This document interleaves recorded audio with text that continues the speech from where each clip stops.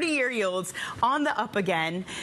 How nervous, how would you characterize the nerves between bond auction fears and higher for longer? Yeah, there's a lot going on. I mean, I've been in the markets nearly 30 years, and there's certain elements of this volatility that's a bit unprecedented. We're not actually getting that much new factual information that's causing the market volatility. Intraday volatility, in many cases, is actually higher than daily volatility. So what's going on? Well, I think, firstly, a lot of this has to do with investor positioning and repositioning. Now, I think we have to go a step back. The head of our global rate, Seamus McGoran, he put it very well. The real issue is that growth has been more resilient. We're going to get Q3 GDP today in the US. Consensus about 4.5. It could be as high as 5.5. For the first 7 months of the year, the expectations were that that would be negative. So that's the real change in terms of the bond market.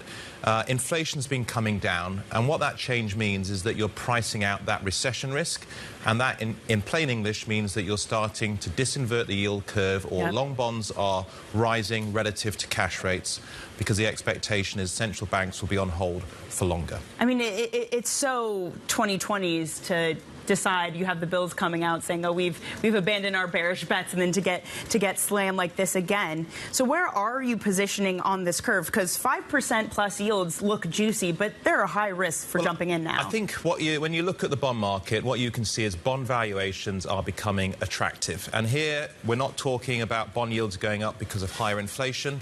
We're talking about the return investors get after inflation. They're becoming attractive. They're now back at the levels of 2004, 2006. So I think that's the first thing, and that should be driving your allocation to increase fixed income.